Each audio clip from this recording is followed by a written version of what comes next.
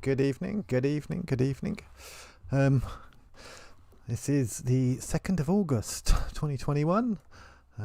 Welcome, Machinators. I'm here with Morrigan Nihil, who's my wife, and we're going to chat a little bit today about, as the title says, World of Warcraft, Blizzard and the Avatar, what it means to be online. And so we'll kind of have a natter with that on the end. Do you want to say hello? Hello, Morrigan? Hello. Oh, no, hang on. Let me switch you on. There we go. Say hello, Morrigan. Hello, sweetheart. Okay. So I'm just going to... Yes, actually, that's a point. This button will switch you on and off, but switch it off in between. Yeah? So switch that on when you want, because otherwise it will pick up... And off now. Yes. Is that picking up me? I might have to just switch you on and off over here. Right.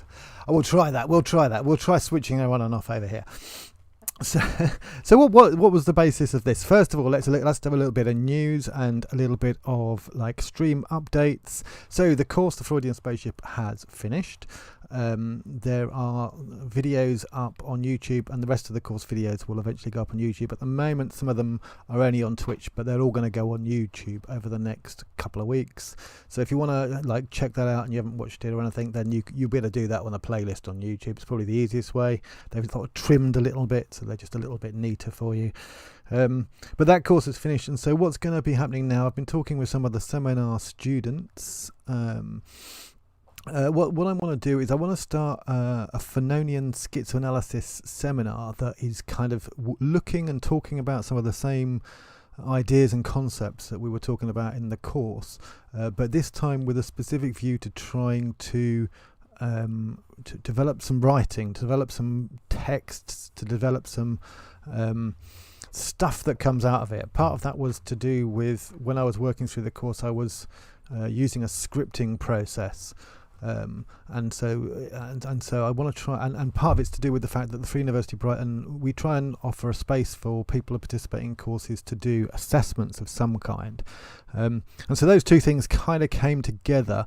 And so the idea is that the seminar is going to sort of continue the conversational space that we had in the seminar, but aim towards being able to develop some scripts and some texts that explore those ideas, and that we can then put into maybe a zine or something. So that should be starting over the next couple of weeks. We'll see how that goes. It's going to be on a slightly different platform called Restream, which is, if you've been around, you might have noticed that I was bumping along with some of those things and trying that out. And so there's a little bit of testing to do before that goes live. So that's what's happening with the stream. We'll be kind of moving on to that. I will also, in between the sort of group conversations, we'll probably be returning to the Foucault text on dreams, because I'm really still interested in that. And towards the end of the course, we began to talk a lot more about dream space, which is this sort of this kind of concept that I'm interested in, that it is different from the concept of ideology, which is often used to kind of describe how people's, as it were, frame in their head operates. And quite often people talked about having, they're kind of ideologically imposed on, or there's a kind of ideological hegemony of some kind. But that means that they can't really, they can't really see past their nose. They can't see the issues in capitalism because of this ideological blind spot. And the problem with that is, obviously, it makes people out to be somehow missing something, or stupid, or somehow unable to see. And that somehow there's some people who can and some people who can't. The people who can are those that call others, ones with an ideological, perspective. And so it's a kind of strange concept, ideology. So I'm interested in something that's a little bit more. It doesn't try and tell people that they're wrong, in a sense. It tries rather to give us a way of describing, analysing, thinking about that kind of mental space in which we live, through which we see the world. And that's the kind of idea that Dreamscape is there to try and work with. And that kind of takes us on a little bit into what we wanted to chat about today. So what I want to talk to you about today is World of Warcraft and the kind of weird, strange way in which you can live and have a dream space that includes this space called multiplayer online games, a kind of virtual reality in some sort of strange way, and so the idea is to sort of talk a little bit about that tonight, particularly because there's been a really big shift recently, cultural shift. So World of Warcraft is one of the biggest MMOs, massive multiplayer online game. World of Warcraft is one of the biggest MMOs in the world. But it's been having a series of issues for a number of years. And recently what's happened is some internal stuff in terms of the gameplay, but more importantly some social stuff in terms of the company. The company's been charged in the Californian courts after a 2-year investigation for quite extreme levels of sexual harassment and an extremely unpleasant atmosphere for women inside that company, and it's provoked an enormous reaction inside the player base of World of Warcraft. A lot of revolt and disgust, and a lot of people leaving, quitting, and just thinking, this is enough. It kind of the straw that broke the camel's back in a way.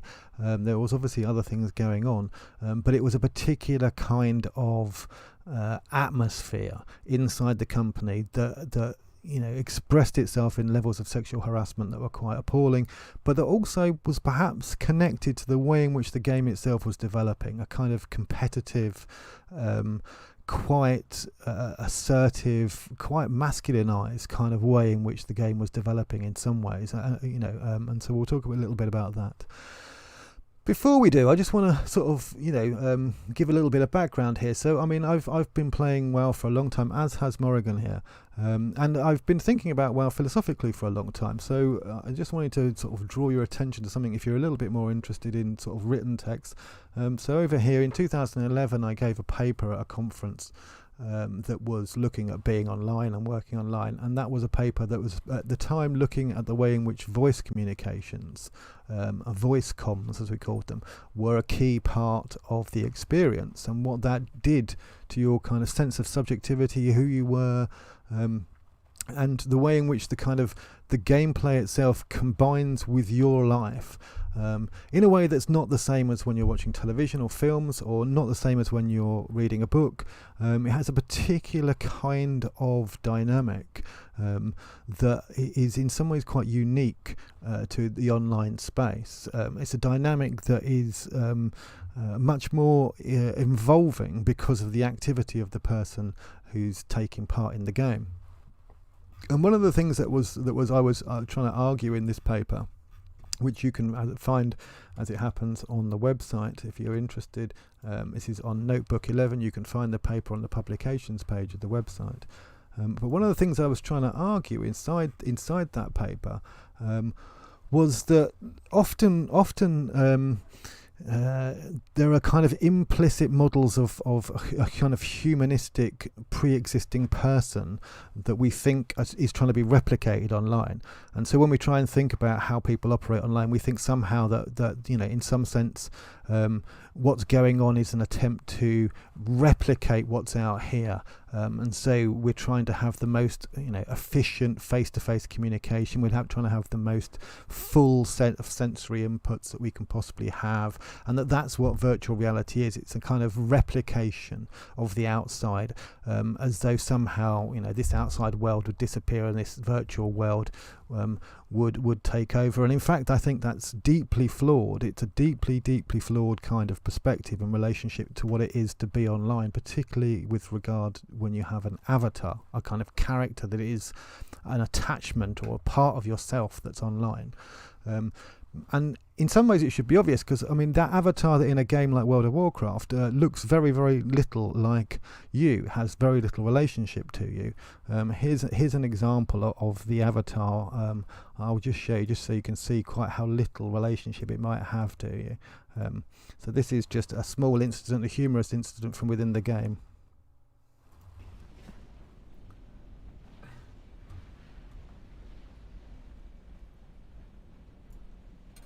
Me and my new gear. Boris, you take a picture of it, because I'm crap at this sort of A very special helmet. thing. As you can see, there's nothing there that's even vaguely connected to, like, we don't wander around with axes in our heads most of the time. There's something very curious about the idea that the online space is trying to replicate what's going on. There's actually something much more interesting in some ways, I think, going on, and this takes me back to the phenomenology paper, and this is just an idea from a philosopher called Maurice Merleau-Ponty. So I'm just gonna kind of reference that as a kind of framing for some of the conversation that hopefully we'll be having. Merleau-Ponty, in discussing language, claims that meanings that are formed through the acts of language are the result of those acts of language, not prior grounds. We mean what we say because we have said it, not because we are saying it. And it's this productive capacity of language that is central. This is to quote Merleau-Ponty. For the speaking subject, to express is to become aware of. He does not express just for others, but also to know himself what he intends. What is important here is that instead of the expressive role of language being assumed as absolute, we have an uncovering role of language use. Merleau-Ponty goes on to describe the phenomenon of the subject. Merleau-Ponty goes on to describe the relation of the subject to the world as one best understood following Husserl as a kind of mating phenomenon. Everything happens, he says, as if the functions of intentionality and the intentional object were paradoxically interchanged. The scene invites me to become its adequate viewer, as if a different mind than my own suddenly came to dwell in my body, or rather as if my mind were drawn out there and emigrated into the scene it was in the process of setting for itself. I am snapped up by a second myself outside me. I perceive an other. It's this, I think, that is much closer to the relationship of being online, this kind of mating phenomenon. There's a kind of curiosity, and it only maybe takes place in certain spaces like gaming, perhaps.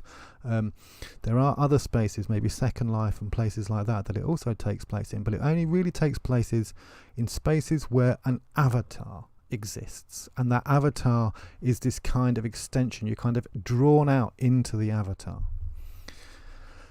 So, final bit just to frame up, when you play World of Warcraft, you play as part of a community. You're drawn into this kind of community. And when this incident happened recently, and when people were shocked by this and appalled by this, and they felt a community loss in some ways. So I'm just going to read to you what Morrigan wrote on Facebook at the time of this a few days ago. As you can see, this is a couple of days ago. Community is a funny thing, eh, Blizz? Preach is barely holding back the tears here, and yeah, me too. I started playing WoW in 2007, and it's now 2021, so that would be 14 years. Crazy, huh? To play a game almost every day for 14 years. A bit like those people who watch Stenders or Corrie. Activision basically swallowed Blizzard in 2008, and the company has produced some well-known titles, for example Call of Duty, Guitar Hero and Candy Crush. WoW is an odd construction. There's a base game, and it's updated with new expansions, worlds and storylines every couple of years. Between these big updates there are patches that add a bit more content or tweak mechanics. Developers, make the game, or rather half the game, and then it's put out to the players via PTR's, public testing realms, before being finalised prior to release. I say half the game because it's pretty much unplayable without the add-ons the players make and circulate themselves. What I'm getting at is that it's always been a joint effort. We can't play the game without the actual game. Well, we can, that's what private servers are for. But the game itself can't be played without the input of the players. Together we can produce something great, but it's been sliding for years. Activision Blizzard have increasingly refused to acknowledge the role of the community, and as a result the game has suffered. Players now routinely encounter stupid mechanics, broken content and incoherent storylines. Great no longer exists. Instead it's like wading through shit. But we've spent years here.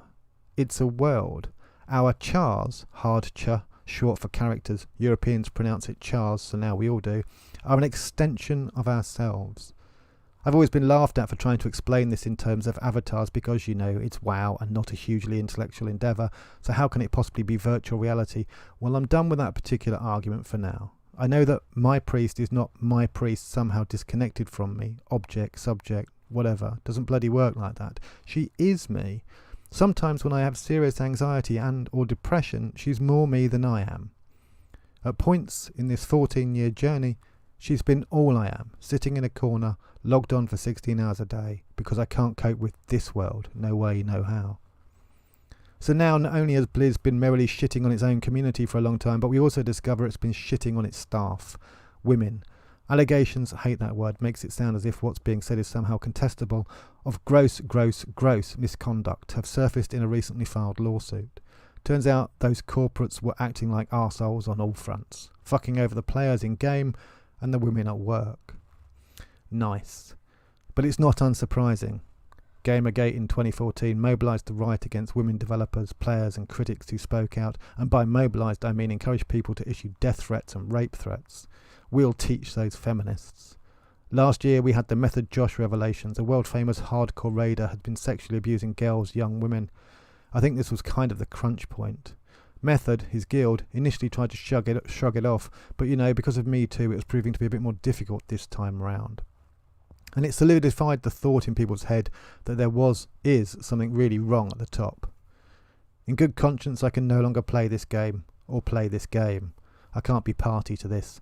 Blizz treats us like willing slaves of capital, as if we'll do anything and everything that needs to be done, irrespective of how damaging it is to our overall sense of well-being. And they're abusers. They're bosses who treat their staff like crap, who go out of their way to punish people for being women. This is so far from my values, I just can't do it. I'll be parking Badby, putting her in cryogenic suspension, unsubscribing, you're not getting any more dollars from me until you sort your shit out, and missing part of myself. This is actually going to hurt. I don't expect people to understand. Mostly folks are happy to live in the real world, but for those of us who've trudged, galloped, flown Azeroth, all the slash commands, whose friends inhabit a fantastical world, universe of monsters and mayhem, is going to be really hard.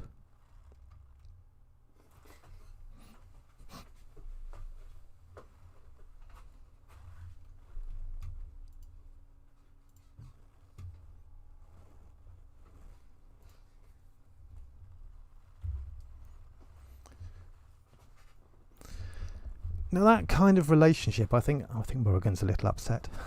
That kind of relationship, that kind of close relationship to this element of yourself, and the kind of emotional grief that is felt by huge amounts of people across the world when something like this happens.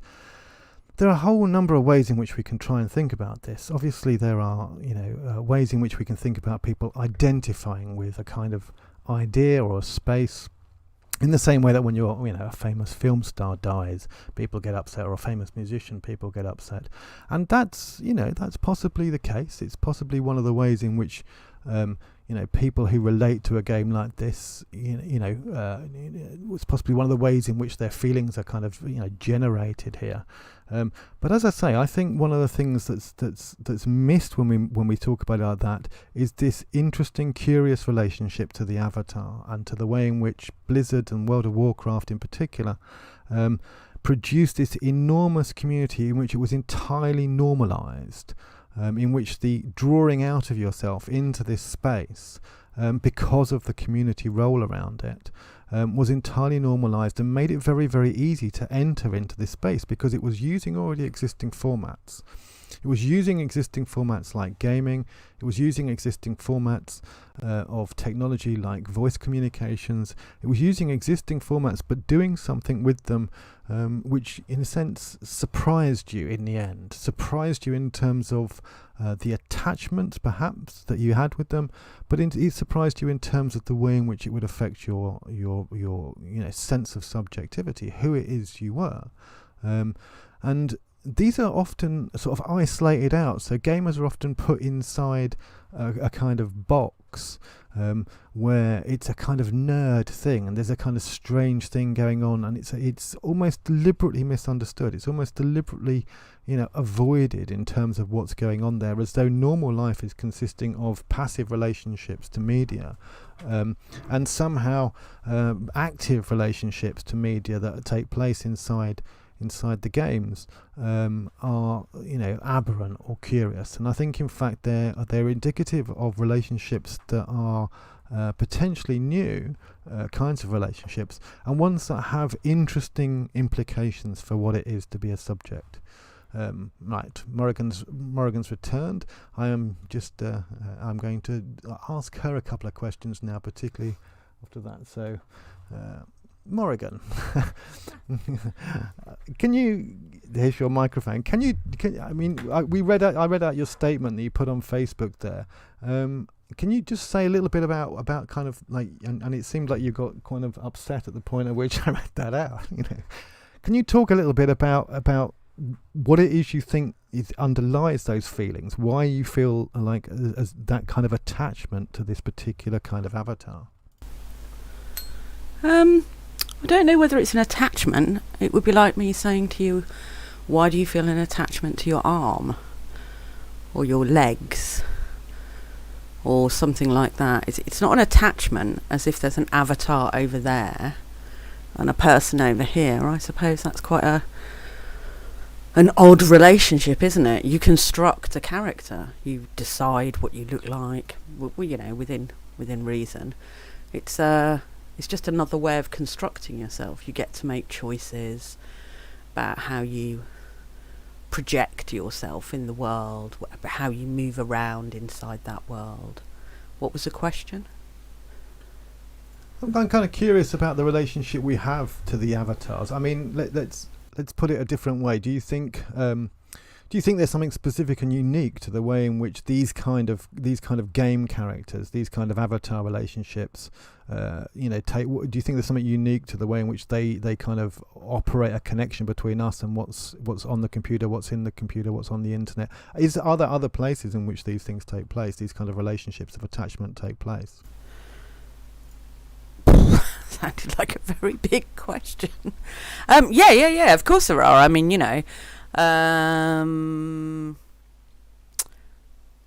like, here's what most people don't do in game. They don't really. I mean, there's something called farming, which is a way of acquiring gold or things like that. But no one really does the washing up. No one has athlete's foot in game. No one has wind, diarrhea. All of these sort of difficulties of life are sort of the difficulties of your own body are removed from you. So, or they're mediated through the character that you're playing. And in some ways, I mean, I suppose, someone like me who started being online, I don't know, over 25 years ago or something like that, it's not just about it being a different space or something else. It's about you leave the bits of you behind that you don't want to take with you in a way that you can't do in the real world, and you can become a person that you want to be. And playing the game, this bit of the actual gameplay, is about 10% of what you do when you're online. So you can say the same thing about writers' websites or places like that. Is like you spend 10% of your time writing and critiquing. You spend the other 90% of your time in some sort of form of social dynamic with other people. And so, that's what it is. It's a social dynamic whereby and I think this is what's gone very wrong with World of Warcraft, is it's a social dynamic where the characters themselves, where the players themselves decide the rules of social engagement. You mentioned in your post sort of a way in which the game has changed recently. I mean, and for myself, one of the things I had difficulties with in the game was a shift to what's called Mythic Plus, a kind of increasing sort of speeding up of everything that had to be done. So the difference there was that you had timers placed on dungeons. These particular elements of the game that you can sort of play every day with 4 or 5 people. And instead of sort of being able to go at your own pace, you had to kind of, everything was done in a particular timed kind of way. And I felt that kind of disengaged me a little bit. I didn't enjoy that. And it felt like work. Now, I mean, what are the kind of things that you think have shifted and begun to move inside the game recently over the last 2 or 3 years, and what difference did that kind of make? Okay, well, you and I play very different characters. So I've often played, I play ranged characters and you play melee characters. And so ranged characters stand at the back. That's what we do. Specifically, I've always played a ranged character because I'm always at the back, and it means someone else is at the front, so I can follow them because I just get lost otherwise. So if I'm just following other people, whereas if you're at the front and everything's compressed into a very short time frame, then not only do you have to move quicker, but you have to lead other people quicker, and it just becomes quicker and quicker and quicker. And this then really tests things like leadership skills or something like that. So part of the thing that's changed in something like, you mentioned Mythic Plus. Mythic Plus, you have 5 players, you have 3 damage dealers, 1 tank, 1 healer. Everyone's got their role, except it becomes very stratified in that sort of way, and people can't sort of step outside a little bit or take a breath or have a laugh. We went back to playing Classic, which is altogether slower and slower and slower. And right at the beginning of the first lockdown in the UK, we actually formed a 5-man team with old friends of ours. And I can't really say things about what was going on in their lives because that was a discussion internal to ourselves. But right at the beginning of lockdown, when people had, two people had issues with their parents, with health, and one person was on furlough, and one person was made redundant, and all of this got talked about and covered in a nightly 3 to 4 hours of toddling around a pretend environment, where people just had the time to unwind and talk to someone else. We're going out after this, we're going to see a couple of friends. We saw them 2 weeks ago, we might spend a couple of hours with them, and that'll be it. That is a massive difference to spending over 20 hours a week with people just in the dungeon, or then another 10 hours a week chatting shit in game. These are very, very big and strong relationships that you build simply because of the amount of time that you spend with people and the opportunity to talk. And what WoW's done recently is removed all of that, so you can play more effectively on your own as an individual. Yes, I think that kind of individuality is quite interesting and quite sort of noticeable. Increasingly come into the game. That description of what happened at the beginning of Classic, I think, is one of the things I think worth bearing in mind. So let's think about the avatar online. This character that we have in a game is doing something. It's running through a dungeon, it's killing little monsters, and it's killing little bigger monsters at the end, calling bosses, and you're doing it together in a kind of collective way. As Morrigan just mentioned, you have different roles. So you have someone that's looking after you, the healer, and you have people who are doing the damage, and you have someone who's trying to protect you from the front, called a tank. So the avatars have got a task to do. They've got functions, and you're involved in those functions, but it doesn't involve all of you. And so one of the things you're also doing quite often is having a conversation online, in something like a Skype kind of situation. Discord is very common nowadays. So you're having a conversation online and you're chatting, and the focus of your activity is not you as an individual person, as it were, out here. It's kind of the focus of the activity is around the functionality in the game, but at the same time it gives a space in which other conversations take place, and that kind of construction of a peculiar space in which certain conversations could maybe only take place, it reminds me very much of the way in which psychoanalysis constructs a particular space in which in that space, because you go there and because you're not having a two-way conversation in a sense, it enables people to say things they couldn't possibly say in other sorts of situations. And this goes back to that moment that of Merleau-Ponty, where he talks about a kind of mating phenomenon between, as it were, the environment and the subject. And so the construction of specific kinds of environments, in this situation the environment of an avatar, enables certain kinds of things to be said that you wouldn't even know you were saying them till afterwards. And so in some ways, that looks like a kind of therapeutic space, perhaps, that we were having with our friends at the start of lockdown. We would go through, and when I say friends, these are people we know from online. We would go through all our different relationships, in terms of like who was locked down, how they were locked down, where they were locked down, what was going on. We would talk about all those kind of worth watching Black Mirror episode Striking Vipers on that subject. Oh, that sounds interesting. Okay, so I'd have to have a look at that. But that kind of relationship that you have to these kind of strange spaces in which you're kind of doing something else, you're not trying to, your focus, the focus of your care and your project, as it were, is a kind of jointly formed project. And in that, the kind of the space around it enables you to talk and to relax and to have conversations and to hear other people from other perspectives. I remember during the Greek crisis, for example, we were playing a lot at the time with Greek players, and we would have long conversations whilst going through these dungeons, and whilst our avatars were working through, we would have these long conversations about the situation in Greece and all the kind of social crisis that was going on in Greece. And it gave you a completely different kind of relationship to internationality and to the world around you. Do you want to come in there? Yeah, because there's an awful lot of repetition. So you're not playing a different game every day. You're playing the same game over and over again. There are mechanics. They're literally mechanical, in the same way that an engine is always going to work like an engine. The game is always going to work like the game. So once you learn the mechanics, the game itself becomes like white noise. It's just something else that is happening in the background while you're actually going forward as social creatures. And this is almost exactly the reverse of what people think computer games are.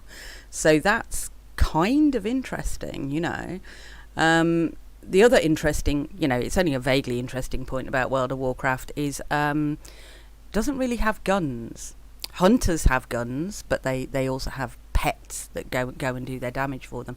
So in terms of an actual game, it's not Call of Duty, it's not Overwatch, you're not kind of bedeviled with this constant noise of firing weapons, ordnance.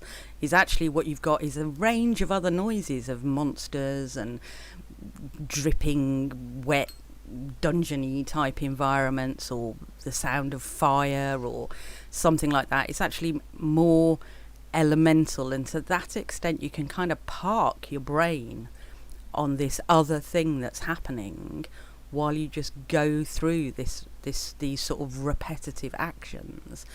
And one of the things that Blizzard did was try and go, no, people don't like repetitive actions. People like something new all the time. Well, I don't think people do like something new all the time. I think that's really stressful. I think it kind of increases adrenaline. I think it does a range of other things that give the buzz, if you see what I mean. And actually the buzz in World of Warcraft only ever happened like once or twice a week or something like that, and it was very, very quick. You were looking at 5 minutes each time. The other 30 hours were just la la la la la. That was all it was. I remember, maybe you can comment on this. Maybe I had a similar kind of thing. I remember when I first began playing, one of the things I noticed, and this was 2007, 2008, something like this. One of the things I noticed was a shift in my dreams. There was a certain point at which, it takes a while for you to settle into a game and begin to get used to it. But there was a certain point as that took place, maybe 2 or 3 months in, which I began to, the World of Warcraft characters and like situations began to enter my dreams.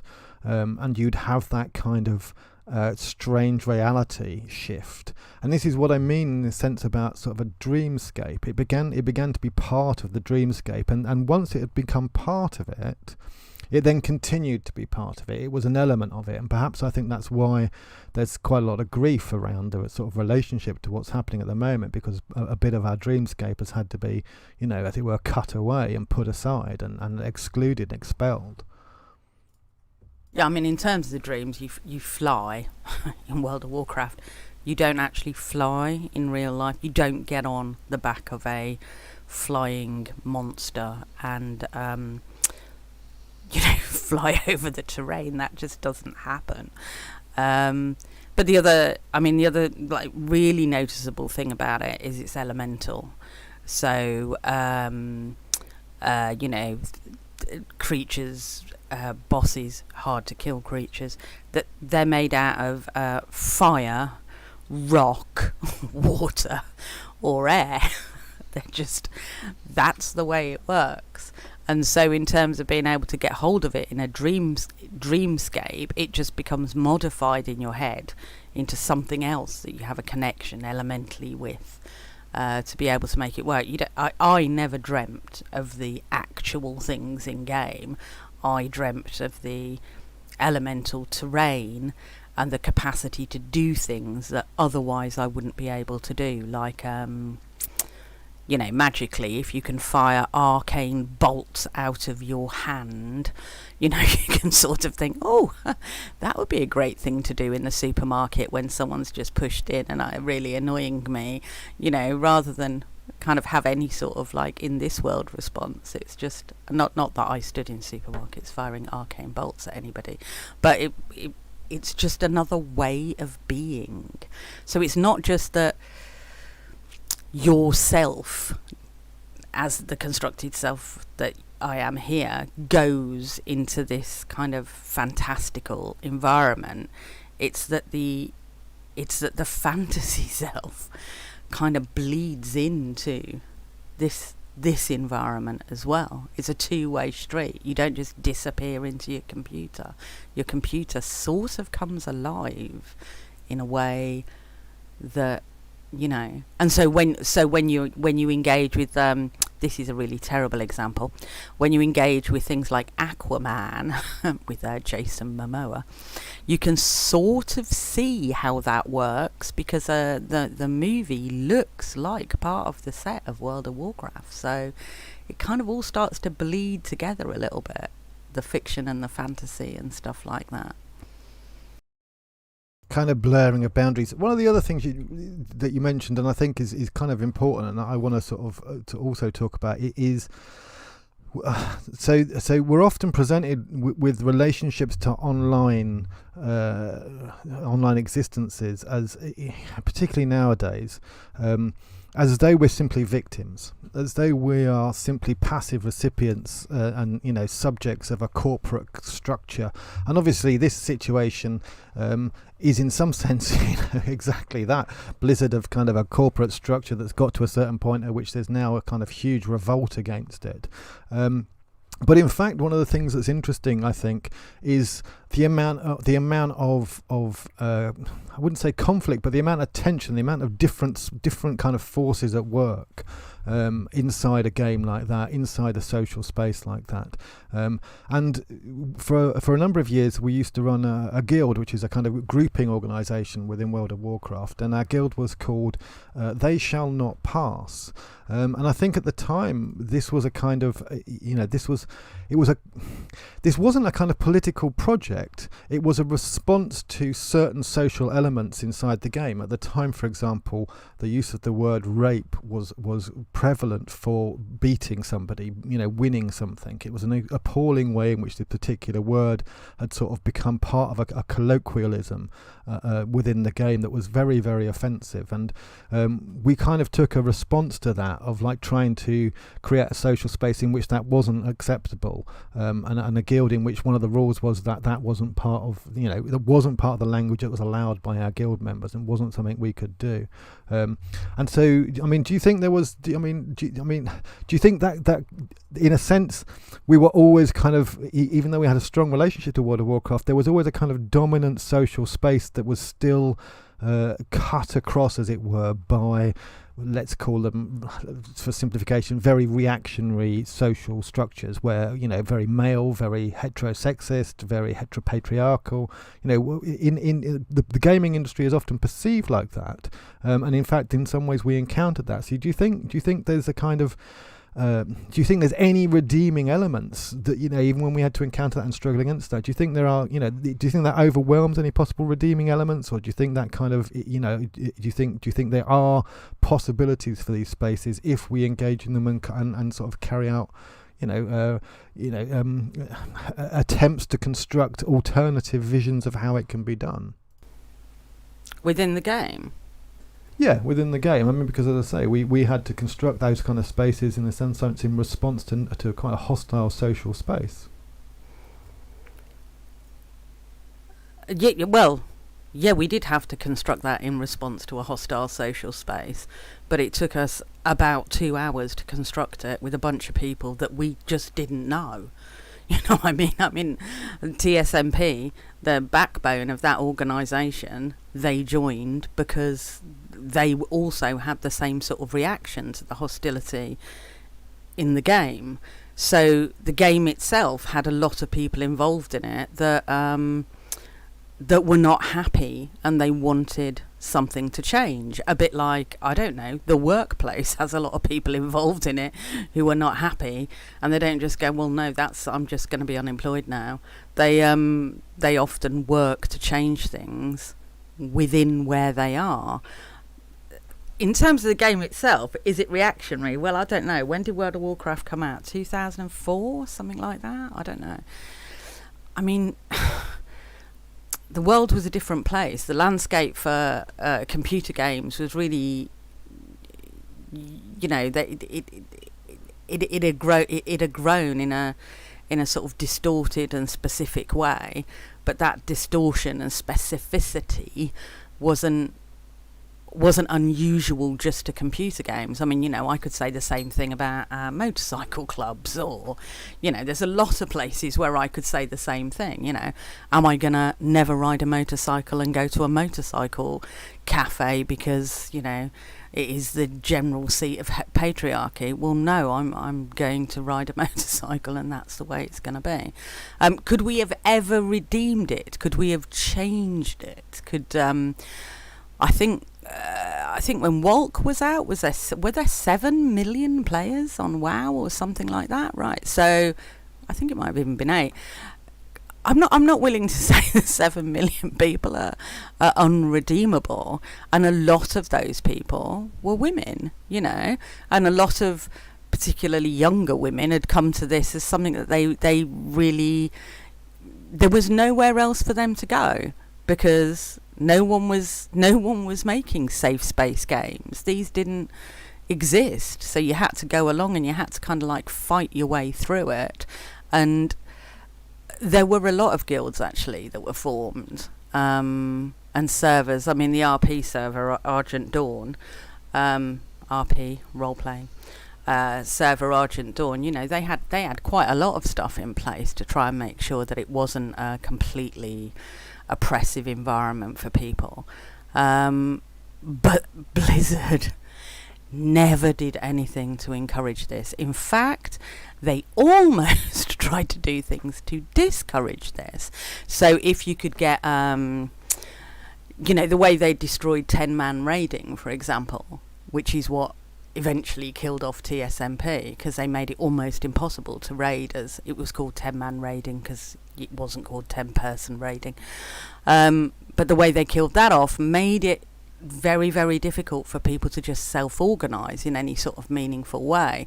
And so every time that people, not every time, but it felt like a lot of the time when people found a route round to make things better, Blizz would kind of respond by making sure that their big boys in their top guilds, because they were trying to launch this as e-sport, they kept trying to find a way to make it more and more competitive, and to encourage various forms of, I don't like the word toxic or toxicity, I don't think it's very descriptive or accurate, but they just kept finding more and more ways to like fuck the players up, and PvP is a really good example of that. So Yeah, allowing all the bots to thrive. I mean, they could have done things to help fix it, but they didn't. Okay, so I mean, one of the things I'm kind of curious about, I suppose, is I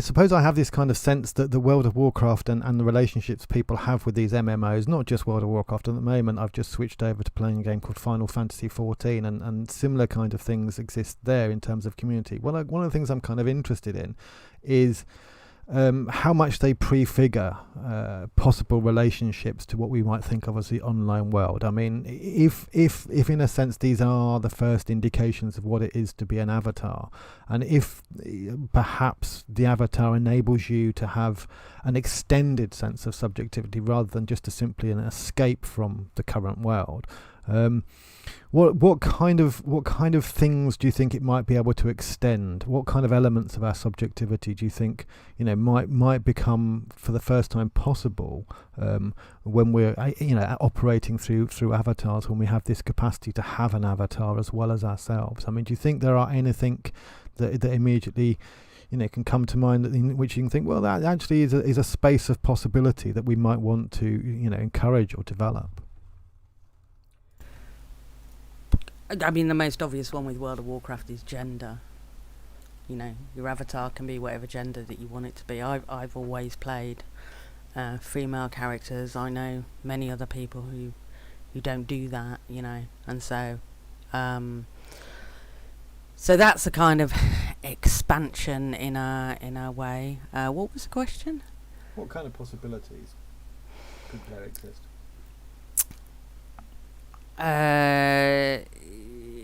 I mean, the main possibility is the one of cooperation over individual endeavour, really.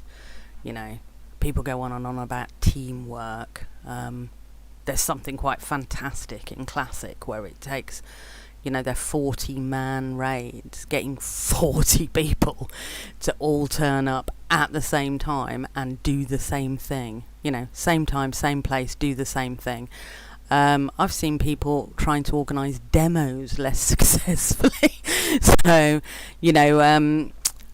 the scale of being able to do that is really quite impressive. The possibilities around organisation. Also, it's a form of consumerism. You pay your money and you pay to play. That's essentially what happens there. What's clear in the past week or two is Warcraft has hemorrhaged players. So the possibility is that that you can force a corporate to clean up their act. No one's going to force Apple to clean up their act in the same sort of way, are they? But it's interesting that a game that once had 7 million players, if people just refuse to be harvested in that way, and for some reason I'm now thinking about students, uni students in the UK or something like that. It's like people don't feel like they've got any power, but maybe that's not true. In terms of the possibility of the avatar, I think it's familiarising people with the idea that something else can exist within the computer that isn't a kind of staticky type thing like Facebook, that doesn't have that kind of like lag time. You say this, someone else. So everything happens at the same time, if you see what I mean. It's all contemporaneous. And I think people are really used to there being gaps in their relationship with technology. You do this and then the technology does that and then you do this. There's a sort of sense of immediacy around the avatars in not just World of Warcraft but computer games. And I think the other thing that's really, really striking is Warcraft is an MMO, which means it's a multiplayer environment. It's not a game where you drop in as an individual and then you do some stuff and you go away, or like the early games like Doom or whatever else, where maybe 4, 5, 6 of you could go in and you all play against each other. You're there with a bunch of strangers, and there's millions of you. It's a kind of world. And the other possibility that exists is around. Do you remember the Scourge invasion, where players all infected each other? Apart from some players who didn't infect other people, and they went and hid in faraway places in the world, and then the whole economy of World of Warcraft collapsed completely at this point, because it has an economy. It's not you don't just go there and fire things at monsters. You kind of you have to earn money, you have to sell things, you make money. I mean, there's all sorts of other kind of side hustles to just playing the game. Is the other possibility of it is it closely mirrors, to the extent that I think it was the World Health Organization looked at how this thing that looked like a pandemic played out.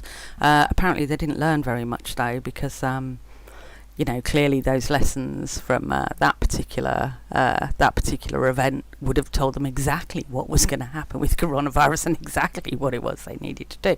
So there are all sorts of kind of possibilities there. But in terms of the personal, how to build a relationship with an avatar where the avatar isn't other, where the avatar is where there's not such a big gap between the subject and the object, the real, the unreal. It's just not as binary as that. And I think a kind of less binary approach to the difficulties that we encounter, good, bad, right, wrong, all of those sort of things, a less kind of on-off switch response to what's in front of us, the kind of me, other, me, you, whatever, I think could be really, really useful. But I'm not sure how long it's going to take us to get there. Okay, thank you. I mean, there's loads we could talk about and we used to bore some of our friends senseless with talk about World of Warcraft and some of the interesting things, but there is something very fascinating about this relationship to the avatar in games that I think is missed if we think of it just simply in terms of escapism. It is that, of course, or simply in terms of it being part of a corporate culture. It is that, of course. There's something very closely connected to this relationship of mating that Merleau-Ponty talked about, that I quoted earlier, in which until you actually, as it were, until you actually done the thing, until you've said the words, until you've carried out the actions, you didn't even know that you could do those things, or you could say those things, or that those things were even possible. And there's something interesting that I don't think I think we can come back to numerous times. We're gonna close off tonight in a moment. Just before we do, I thought, we used to be, as I say, we used to run a guild called They Shall Not Pass, and one of the things you do in a guild is you all work together for certain common projects. Sometimes not so much anymore. This was also something that was changed in the game, but it used to be that you'd all work together for a common project that was very difficult and could take you 6 months or so of collective activity to do, and these were called legendaries. And so I'm going to play out with just a clip from the TSMP when it got one of its legendary for characters. But before I do, here is a journal called Engage. Morrigan is embarrassed about this, but you can see this at engage.org. She's recently had a piece published in that called Origami Solidarity. You can get copies of that for £10 on the website. I encourage you to get a copy. It's an extremely good journal, and Morrigan's article in it, Morrigan's essay in it, is a very, very good essay. So thank you for coming along, Morrigan. Thank you for taking part. And to play you out for tonight, here is TSMP, Get the Legendary. We used to love it.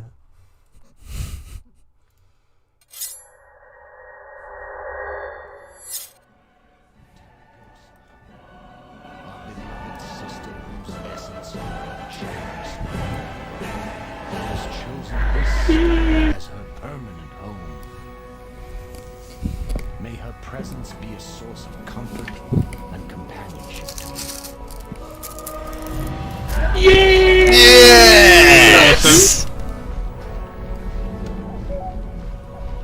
Very nice. Thank you, everybody, and I'll be back next week at 7 p.m. As I said, there's going to be some changes, and we're going to be doing some seminar work and some other bits and pieces. If you need anything in between times, get in touch with me on Discord, available on the Twitch page, and have a natter. I will also be playing a little bit of Final Fantasy during the week at various points in time, and you're always welcome to drop by and have a chat if I'm online. Always happy to natter to people. Thank you very much for watching, and that was our little conversation, kind of in memoriam for World of Warcraft, and talking a little bit about the Avatar. But deep sadness amongst many people, and a really quite curious and interesting cultural event, even if you're not particularly familiar with World of Warcraft and MMO kind of games generally. Thanks a lot, everybody, and bye, and we'll see you around soonish.